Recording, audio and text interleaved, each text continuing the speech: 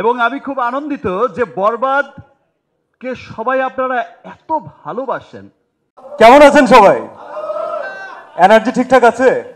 High, কি অবস্থা সবাই? তো আজকের ভিডিওতে আবারও তুলে ধরলাম মেগা স্টার শাকিব খানের আপকান মুভি অভিনীত বরবাদ সিনেমা আগামী রমজান ঈদে মুক্তি হবে। সেটা তো আমরা সবাই একদম হাতে কলমে প্রমাণ পেয়ে গেছি, এবং কি সাথে কিন্তু আরফান নিশুর দাগি সিনেমাও মুক্তি পেতে যাচ্ছে আগামী রমজান ঈদে। সাথে কিন্তু আরও চমক হিসেবে থাকছে সিয়াম আহমেদ অভিনীত জঙ্গলি সিনেমা একই টাইমে একই সাথে মুক্তি দেওয়া হবে। এখন এই তিনটি মুভির মাঝে কোন মুভিটি বেস্ট পারফর্ম করবে, কোন মুভিটি বেস্ট সেল হবে, এই বিষয় নিয়ে আজকে ভিডিওতে তুলে ধরবো সম্পূর্ণ ভিডিওতে।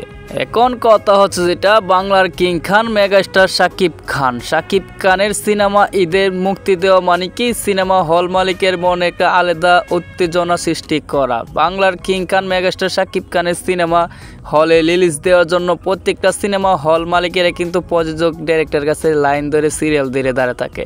তারপর আবার বিগ বাজেটের একটি সিনেমা বরবাদ সিনেমা কিন্তু শুধু সিনেমা না, বাংলার ইতিহাসে সবচেয়ে হাই বাজেটের সিনেমা কিন্তু বরবাদ। 15 কোটি বাজেটের সিনেমা বরবাদ অ্যাকশন ভায়োলেন্সের সিনেমা হতে যাচ্ছে। মেহেদী হোসেন হৃদয় ডাইরেক্টর, সে কিন্তু বারবার কিন্তু বলছে এই সিনেমাতে অ্যাকশন ভায়োলেন্স অতিরিক্ত দেখানো হবে। 15 কোটি বাজেট কিন্তু এই জন্যই নেওয়া হয়েছে, সিনেমাটা অনেক দুরন্ত হবে।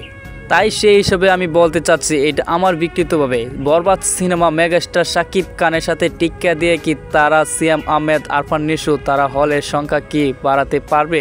মেগাস্টার শাকিব খানের সিঙ্গেল স্ক্রিন তো মানে আলাদা দর্শকের চাহিদার কারণে কোনো কথাই বলতে হয় না হল মালিকের কাছে। আবার কিন্তু সিনেপ্লেক্সও কিন্তু এখন বর্তমানে শাকিব খানের চাহিদা দিন দিন বেড়েই যাচ্ছে। সেই হিসেবে আমি বলতে চাচ্ছি এই মুহূর্তে আরফান নিশু এবং কি সিয়াম আহমেদ একসাথে তাদের সিনেমাটা মুক্তি দেওয়াটা আমি মনে করি কি বোকামি হবে, কারণ তাদের দুইটা সিনেমায় জঙ্গলি এবং কি দাগি দুইটা সিনেমায় কিন্তু বোঝা যাচ্ছে বিগ বাজেটের সিনেমা হতে যাচ্ছে। তাই সেই হিসেবে বলতে চাচ্ছি প্রযোজক ডাইরেক্টররা তারা লস না খেতে চাইলে এই মুহূর্তে শাকিব খানের বরবাদ সিনেমার সাথে মুক্তি দেওয়াটা বোকামি ছাড়া কোনো কিছু আর হবে না। তো যাই হোক, তারপর আপনাদের কি মতামত সেটা কিন্তু অবশ্যই কমেন্ট বক্সে জানাবেন। আর ভিডিওতে একটা লাইক দিয়ে চ্যানেলে নতুন হয়ে থাকলে অবশ্যই চ্যানেলটাকে সাবস্ক্রাইব করে দিয়ে পাশে থাকা বেল আইকন বাজিয়ে দিবেন পরবর্তী ভিডিওর এরকম আরও আপডেট পাইতে।